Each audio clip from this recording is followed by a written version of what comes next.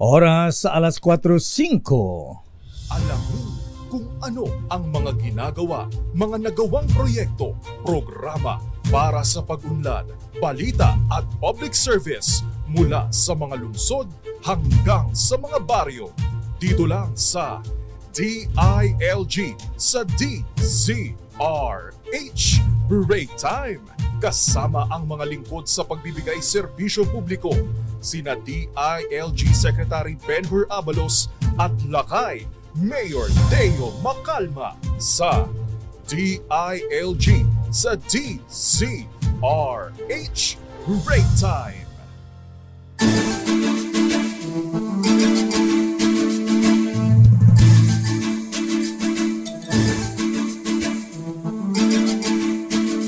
Isang maulang hapon. Umuulan po dito sa bandang Pasay. Pero magandang hapon Luzon, Visayas at Mindanao. Ngayon po ay Miyerkules, October 18. At welcome po sa DILG sa DZRH Break Time. At maliban sa akin, makasama pa rin natin sa programa ang Undersecretary for Plans, Public Affairs and Communication ng Department of Interior and Local Government. Walang kakupas-kupas. The Brains and Beauty, Yusek Margarita Marz Gutierrez.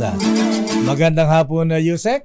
Magandang hapon, Lakay. Magandang hapon, Pilipinas, at sa lahat ng nakikinig at nanonood on-air at online. Ang DILG po ay inyong makakasama dito sa DZRH Break Time upang mas mailapit po ang ahensya sa publiko pagdating sa pagbibigay ng serbisyo.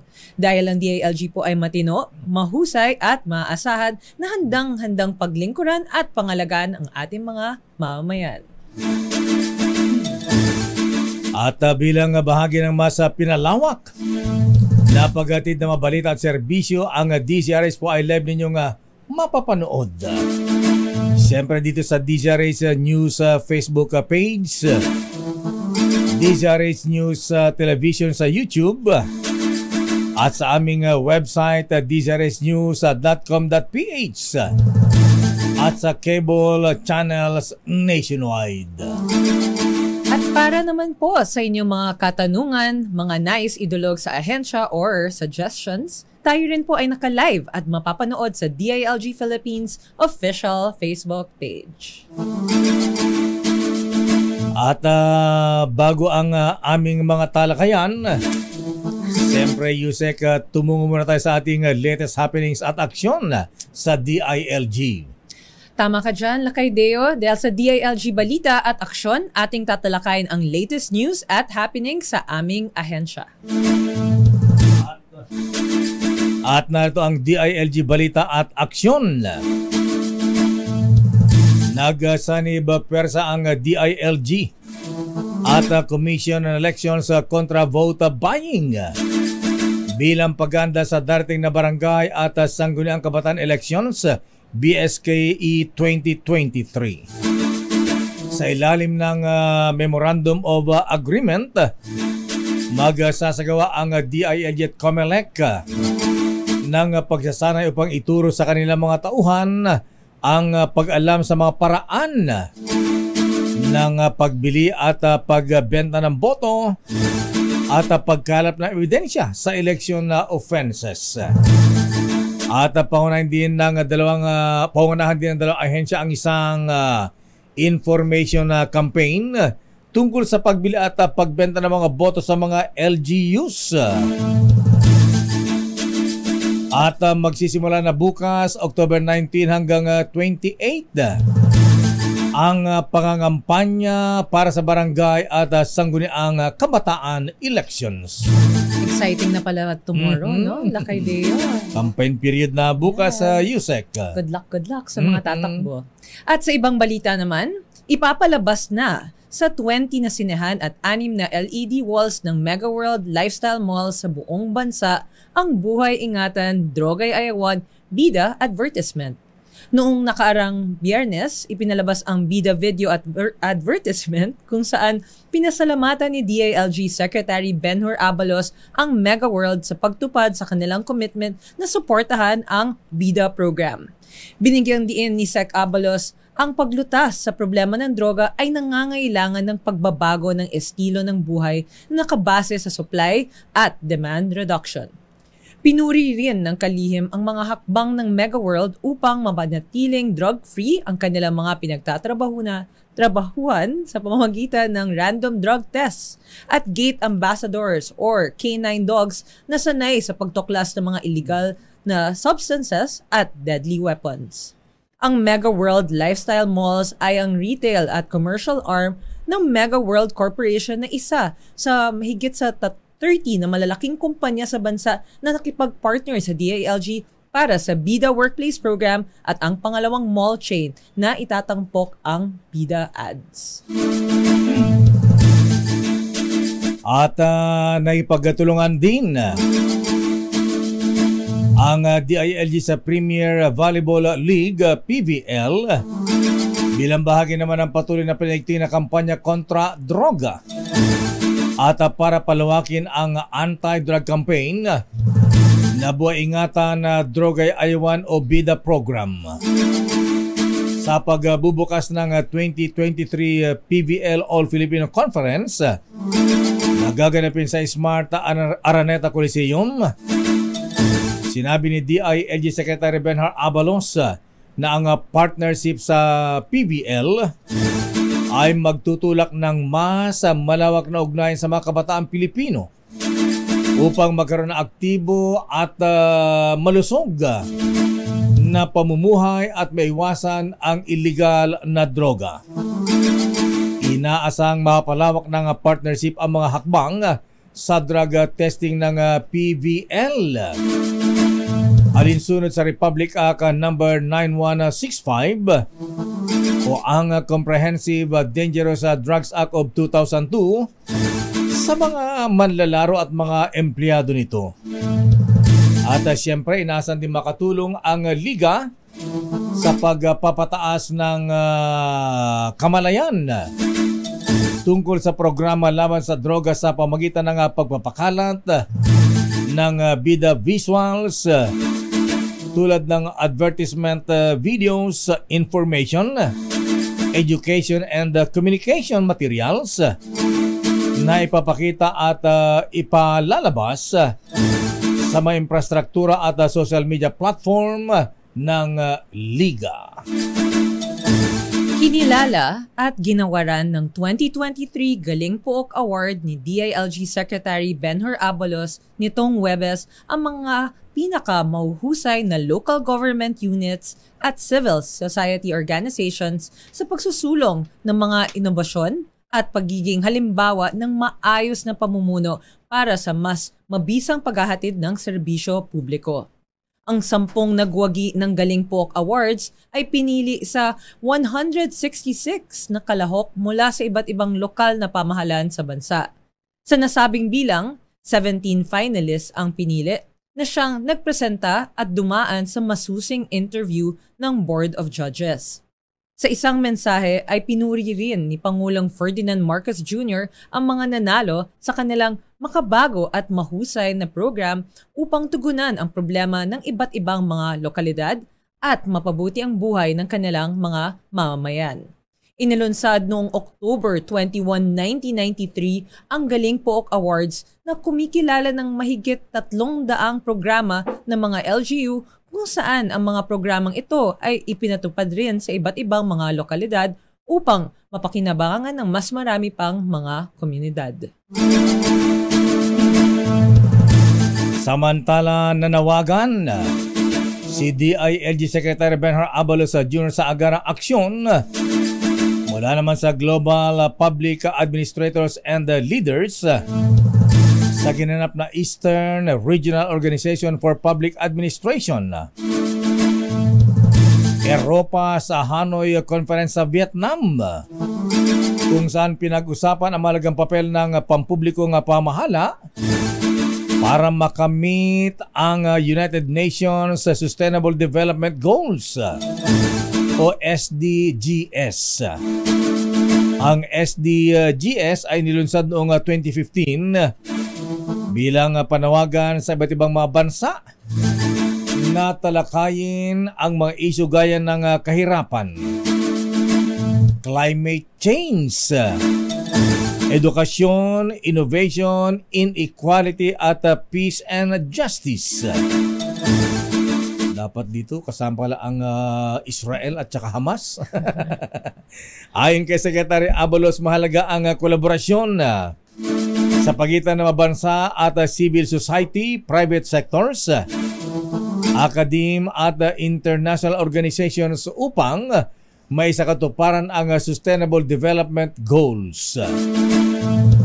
At bukod sa DILG, daan-daan ding delegado rin ang dumalo sa nasabing conference mula China, India, Indonesia, Iran, Japan, Republic of Korea, Nepal, Thailand at Vietnam. Israel at Palestinians hindi kasama. Sa next year daw, sir. Dapat kasama sila, Yusek, para sana naiwasan ang giyera, ano, ha?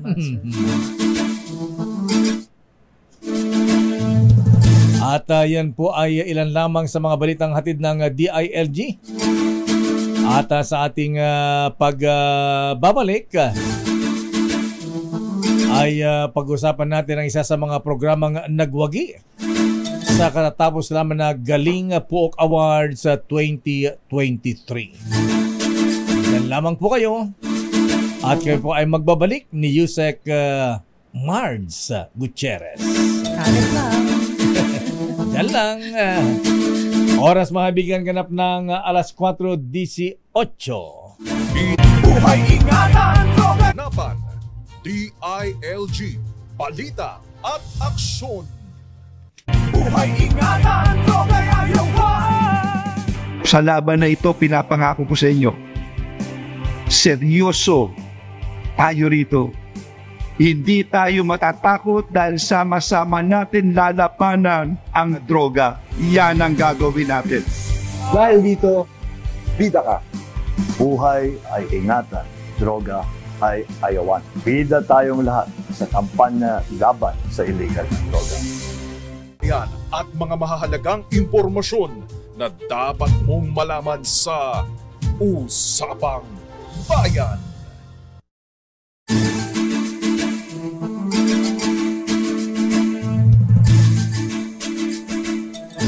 Nagbabalik po ang DILG sa DZRA break time.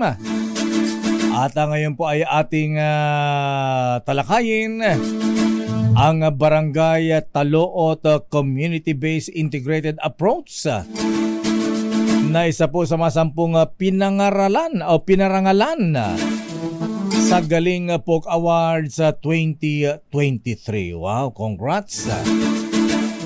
Ka dyan, Lakay. At para ating mas malaman pa kung ano nga ba ang Barangay Taloot Community-Based Integrated Approach at ang hatid na tulong nito sa kanilang mga taga-barangay, atin pong makakapanayam ang chairman ng Barangay Taloot na si Barangay Chairman Chanito F. Kilabat at ang principal ng Taloot Integrated School, Miss Jasmine Jala. Magandang hapon po sa inyo, Barangay Chairman Kibalat at Ma'am Jasmine. Kuan po, magandang hapon po. Kiblat. Sorry. Kiblat po. QUI. Kibalat po. Saka yung ano po namin, principal po namin, Ma'am Yalon. Imelda Yalon. Oh, Imelda. Ma'am Imelda po at Chairman Yes po. Kiblat. Okay. Kiblat po. Kap. Yes po. Kamusta po kayo, Kap? And congratulations po. Maraming salamat po. Okay lang po. Actually, Lakay, napanood ko po napanood ko po kasi kayo nung awarding po. Sobrang na-impress po ako kasi out of all the winners, kayo lang po yung barangay po na nanalo. So, big congratulations po sa group. Sir, Thank you po, thank you po. Thank you so much. Kap, ang Barangay Talood Community-Based Integrated Approach ay isa sa ginawaran nga ng Galing Poke Award para sa taong ito. Gaano po ba kahalaga sa Barangay Talood ang pagkilalang ito? Yes po, napakahalaga po. Isa pong karangalan sa Barangay Talood na nakatanggap po ng award galing ng Galing Poke National Award. Ito po ay malaking inspirasyon po at pride ng mga taga-Talood. Marami pong opportunities na alam po namin na darating pa sa aming barangay. Chairman. Siguro malaki na pong projects. Jesus po, Chairman, pakihinaan po yung monitor po ninyo para hindi po nag-e-echo. Ayan. May monitor po kayo, pakihinaan po yung volume para hindi po yun po, para hindi po nag-e-echo. Ayan. Okay, Chairman, thank you.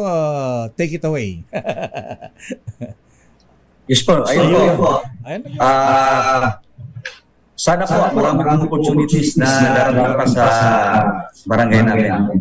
Chairman, patayin nyo na lang po kayo, i-monitor niyo kaya para hindi na dodoble po yung boses po ninyo. Ayan, todo nyo ng mahina ang volume, wala ayan. Okay, proceed please. Ayan po. Ayan, sige po. Hindi ko na marinig. Ayan. Wala kayong headset. Ayan. Anyway, sige po. Lagyan nyo na ng konting monitor, Chairman. Okay, please. Okay. So, nasa na po tayo, Chairman? Ayan. Saan magkaroon pa raw sana sila ng mga more opportunities, no, Kap? Yes po. Sana po. Marami po opportunities na narating. Okay, Chairman, sandali po. Saan po ba ang Barangay Talood? Ayan na. Anong town at anong probinsya po ito? Ang Barangay Talood barangay ng Argao, Cebu. Argao, Cebu Province. Taga Cebu po pala kayo. Ayan na. Okay. Yes po. Okay, Chairman Kiblan na. Ano pa naging Kiblat po. Kiblat, ayan. Yes. Mali po yung computer namin dito. Anyway, Chairman, Kiblat na. Ano pa naging inspirasyon ng yung barangay para simulan po ang Barangay Talood Community-Based Integrated Approach? Actually po, ang school po nag-umpisa ng programa po. Dahil po sa sipag ng tao na tumulong para magawa po ang programa, ang barangay po na nagbigay po ng mga tulong. Binigyan po namin ng budget ng barangay. Dahil po sa sipag nila po. Ayun po. So, Kap and Ma'am Imelda po, maaari niyo po bang ibahagi ang layunin at ang sakop po ng community-based integrated approach na programa ng Barangay Talood para sa inyong residente? Okay. Sige, ako na muna ang sasagot. Actually, ang aming programa po ay nagsimula lang siya sa school na nag-initiate talaga ay ang aming School Governing Council. Kasi nakita namin na yung mga school performance ng aming mga bata, lalong-lalo na sa pagbabasa, ay medyo mababa. At saka noon, nung nagsimula kami sa 2014, maraming non-readers. Tapos, marami ding malnourished children. Kaya dahil nakita namin na yung mga magulang ay kayang may magawa para matulungan kami, nag-organize na kami ng purok system. May nagawa kaming 7 puroks. Tapos, hindi pa muna namin ito ipinaalam sa barangay hanggang sa parang na-stable na, may mga officers na may mga members na, nakuha na namin ang profiling. nakita na namin kung sino yung mga potential naming mga members ng purok.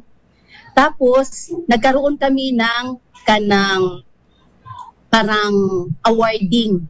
Doon sa awarding, parang nahirapan kami kasi wala kami tapat na pundo ba para i-award sa mga purok naming nananalo sa iba't ibang categories. Kaya, pinaalam na namin sa aming barangay.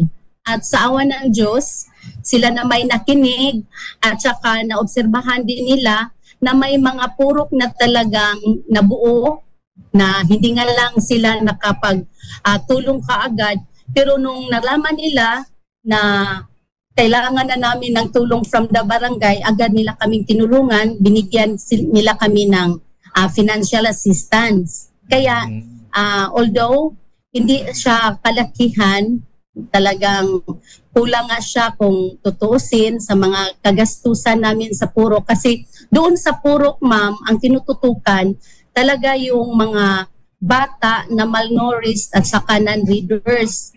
So kahit walang budget, walang makukuha na assistance from the barangay, talagang nag-ambag-ambag yung mga parents, especially yung mga nanay.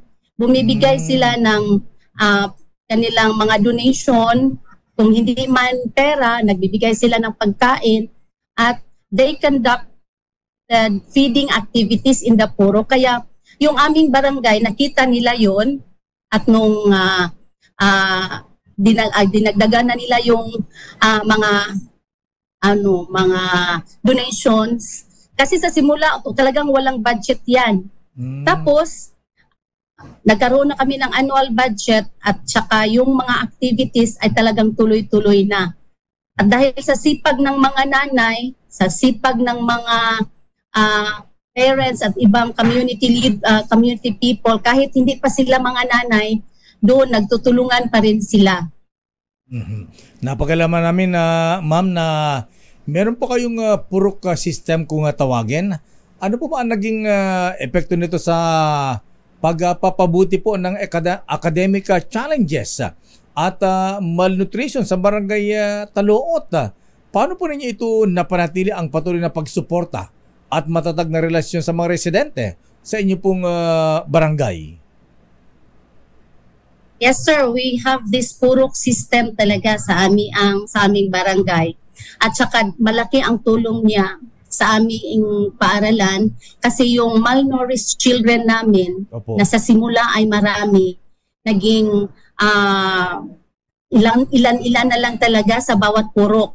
At saka yung malnutrition din sir, kasi kasama sa remedial reading program or remedial activities na ginagawa sa purok, may feeding activities rin siya. At saka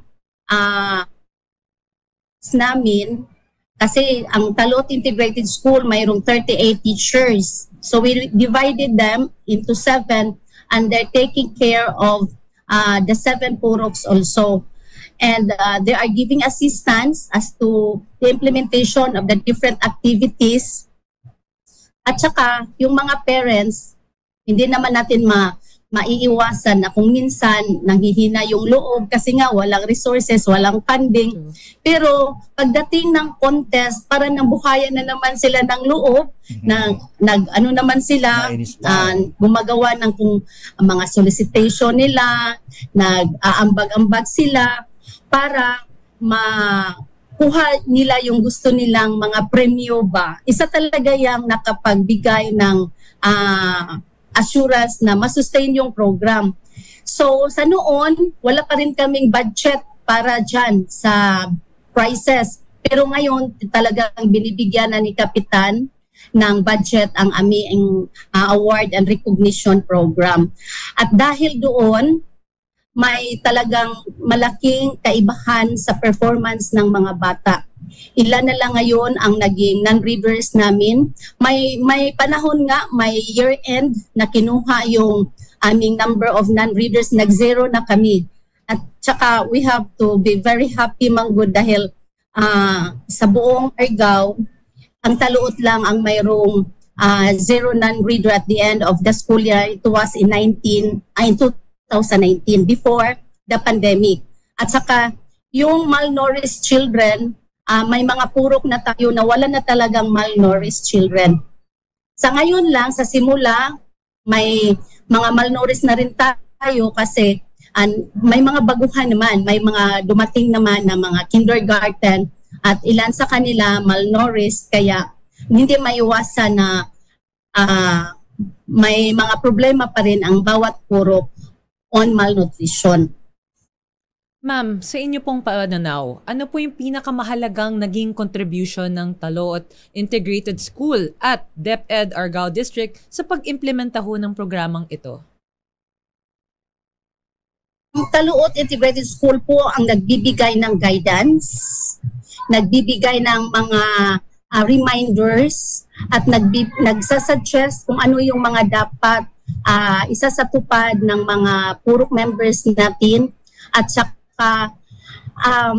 yung capacity building ng ating mga parents. Kung halimbawa sa kanilang paggawa ng remedial reading, hindi naman pwede na yung mga nanay diretso na lang sila magturo sa ating mga bata. Yung mga teachers ang nagcapacitate, nagturo ng ating mga nanay kung paano i-conduct yung remedial reading activities sa purok.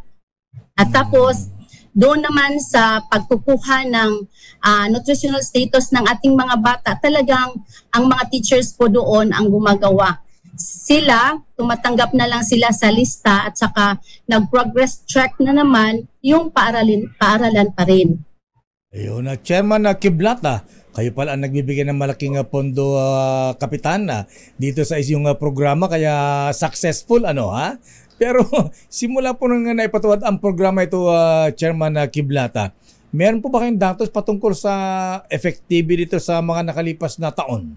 Maaari ba niyong i-share sa ating mga tagapakinig at siyempre yung mga iba't ibang mga barangay din para pwede po kayong pamarisan at tularan? Salamat po. Sa mga kasama ko po sa ibang LGU po, lalong-lalo na po siguro sa barangay level po. Ipagpatuloy po lang natin ang pag-initiate ng mga programa na nakakatulong sa barangay po. Empower po natin ang komunidad. Lahat po ng tulong na kaya ng barangay, maliit man kasi maliit lang ang budget ng barangay,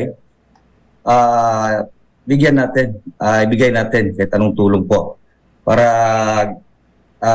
gawin nila ang mga bagay na para mapaganda po kung ano man ang gawin nila na programa po.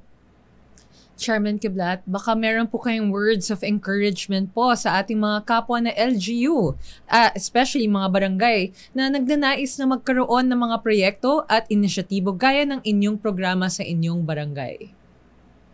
Ayun po, encourage po natin mga kabarangay natin, the community po na gumawa po ng mga ganitong inisyatibo, gumawa ng mga programa na nakakatulong po sa community. Tsaka ang maganda po, tulong-tulong, saka dapat po may unity para po mapaganda po ang programa po. Agree ako sa inyo. Mm-hmm.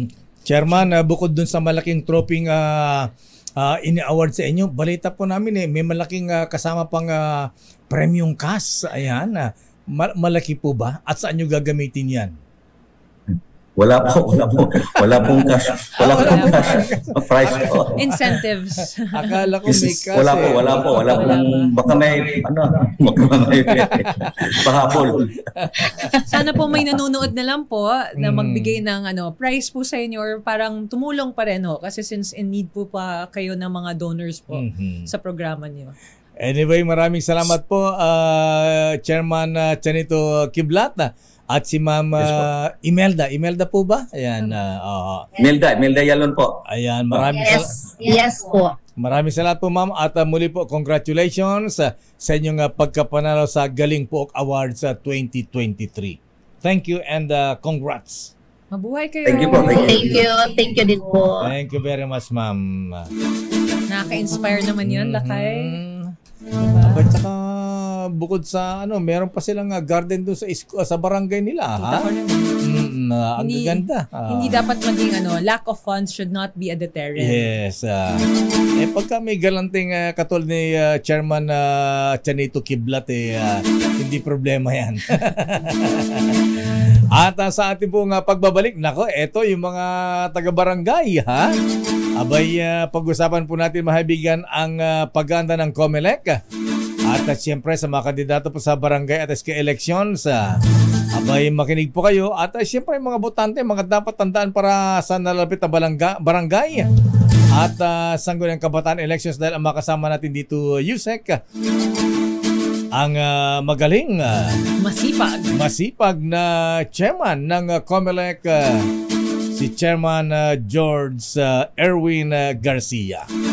Yan po ay sa ating pagbabalik dito sa ating palatuntunang DILG sa DZRH Break Time. Makabuluhang talakayan at mga mahahalagang impormasyon na dapat mong malaman sa Usapang Bayan. Sa pagtulad ang mga national government, pati na ang mga LGUs, ay maraming mga programa at capacity building efforts ang naisasagawa. Ito ay sa tulong ng mga government learning institutions upang mapagtibay ang kakayahan at maging handa sa full devolution. Bukod pa sa tulong na ibinigay ng national government, ay inaanyayahan ang mga LGUs na palakasin ang ugnayan sa mga civil society organizations o CSO sa private sector, pati na rin sa mga development sector partners. Angat, lokal, tamang pondo, angat serbisyo.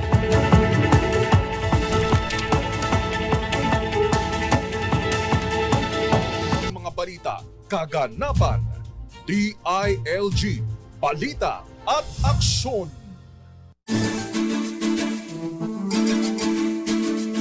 Nagbabalik po ang DILG sa DZRH sa Break Time. Ako, Yusek, bukas na pala magsisimula ang campaign period, ha?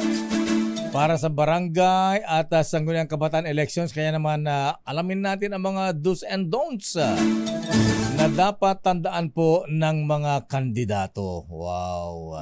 Ang Lakay, at kaugnay niyan, ating makakapanayam sa hapong ito ang masipag na chairman ng Commission on Elections, si Chairman George Garcia. Magandang hapon po sa inyo, Chairman George. Chairman. Hey, Chairman. Ala pa si Chairman. Ayan, nagkakape pa yata si Chairman. Naka-break time ba si Chairman? Anyway, sandali lang po, mahabigan, ha? Pero eto, ha? Para pa sa mga kandidato, abay, makinig po kayo. At para ma-remind kayo kung ano mga dapat ninyong gawin, baka mamaya may mga paglabag kayo. Sayang naman, ma-disqualify sila Yusek, di ba? Correct. At huwag gawin, no? Tama, Lakay.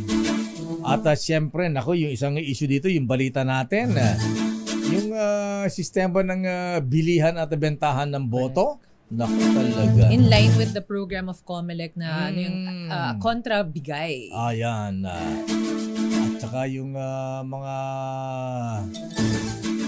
may limit ba yung ano yung mga pinamimigay pagka eleksyon? Bawal ba umigay ng t-shirt? Bawal bang magpamerienda, magpakain? Mga birthday celebrations. Ayan, covered ba yan? Okay? At saka yung mga tarpaulin, ayan, may limit ba yan? At siyempre mga jingle, meron tayong jingle dito, Yusek, ha? Ayan, jingle ni Pepe Pacheco. Uso pa yan, no?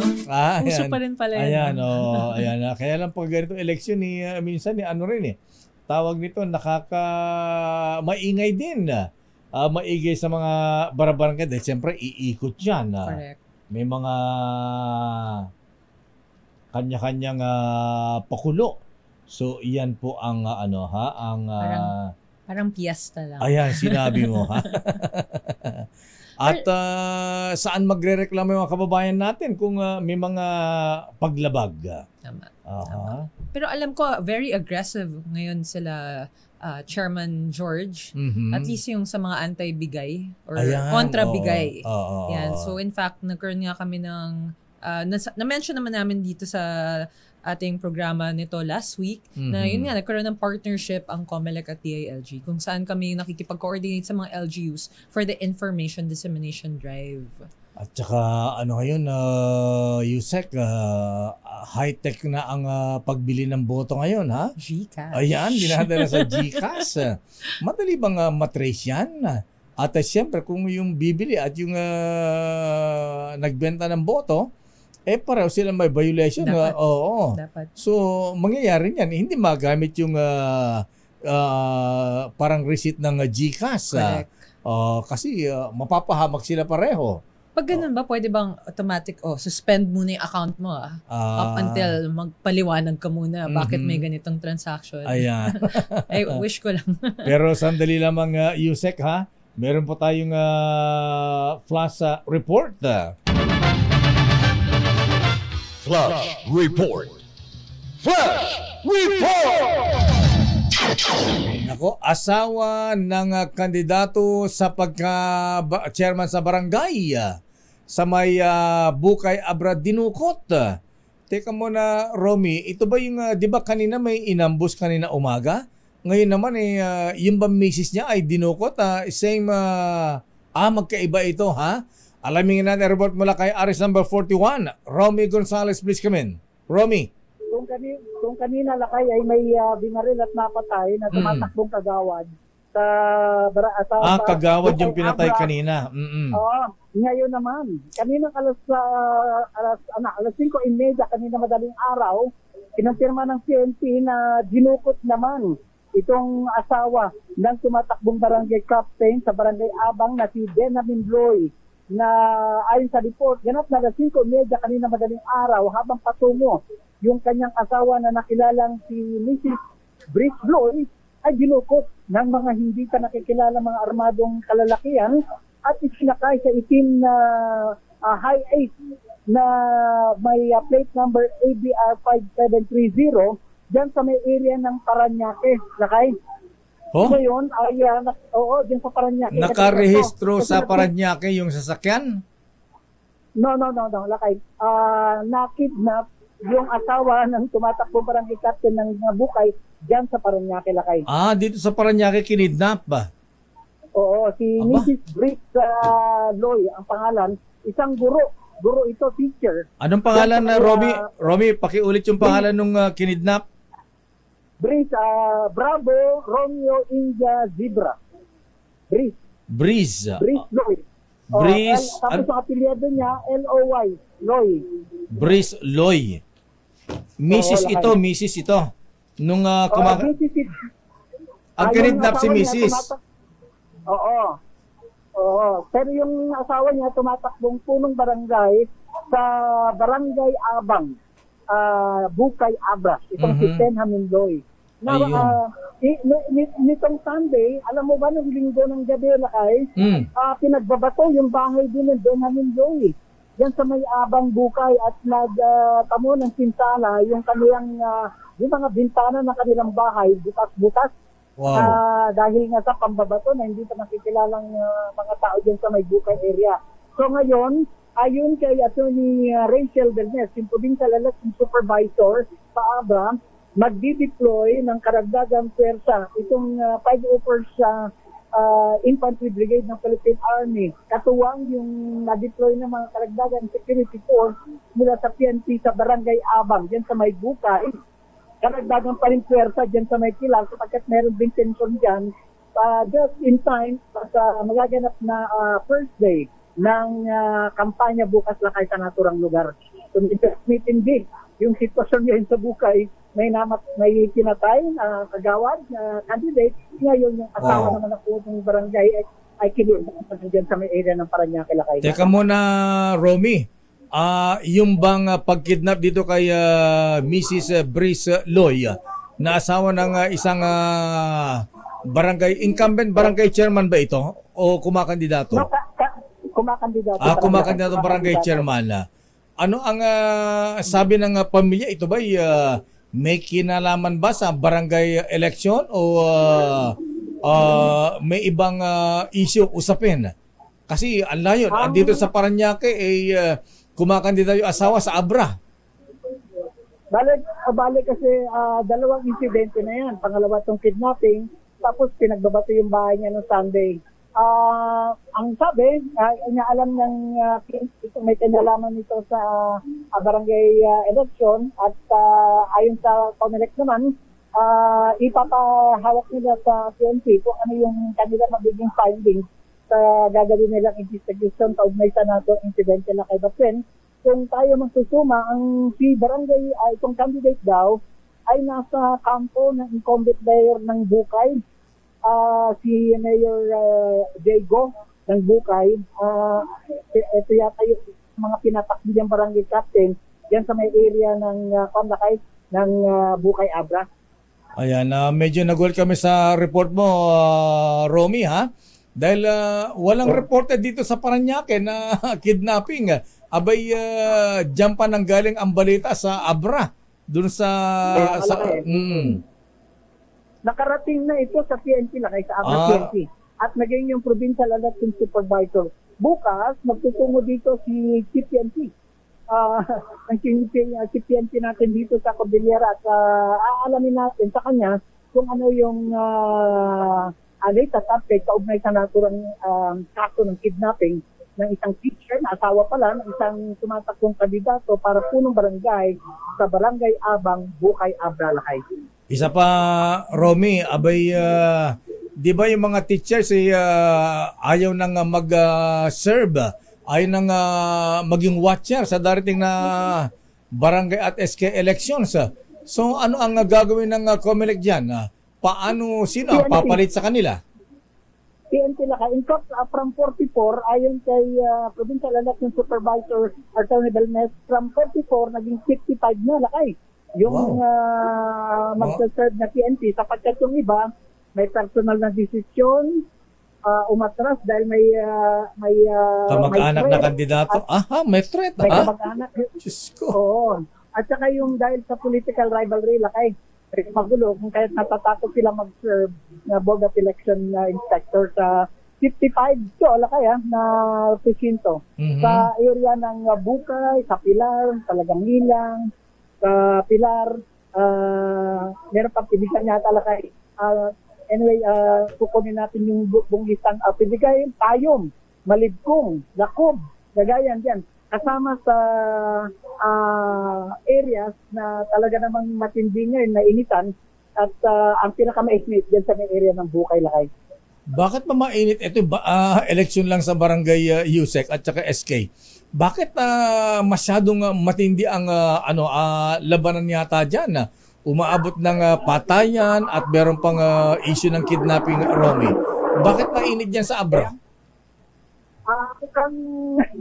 Ang alam natin Lakay, may nakikialam kasi mga politiko allegedly Lakay, may mga nakikialam. Siguro naghahanda na sila para sa kanilang pagkandidato rin come 2025 election Lakay. Parang nagbi-build up na siguro sila ng kanilang mga makakatulong na mga barangay officials para sa susunod na national at local election Lakay. Okay. Sige, so wala pang update dun sa kinidnap na misis ng barangay kumakandidatong barangay kapitan. Pero Lakay, gusto nating i-alarm kung may nakikita daw kayo na itim na high A na may plate number ABR 5730 dito isinakay. Si Mrs. Floyd nang siya dinukot dyan sa may area ng Parañaque kanina madaling araw Lakay. Anong placa ulit? ABR 5730. Isang black high ace Lakay. 5730. High ace, kulay black. Kaya lang, pagka ganitong ginagamit sa krimen, Romy, hindi naman sila gumagamit USEC ng tunay na plaka sige. Napalitan na lang. Okay, maraming salamat, Romy. So yan muna ang latest na update sa lalagyan ng Abra mula sa Kauna-Unahan sa Pilipinas, DZRH. Ito si Ron Gonzales, tuloy-tuloy sa pagbabalita, tuloy-tuloy sa serbisyo, sama-sama tayo, Pilipino. Flash Report. Flash Report! Abay, ang lungkot naman yung Yusek kung related ito sa darating na eleksyon na pumunta na ng Parañaque yung misis para akala niya siguro safe dito dahil mainit ang labanan ng kanyang mister sa Abra.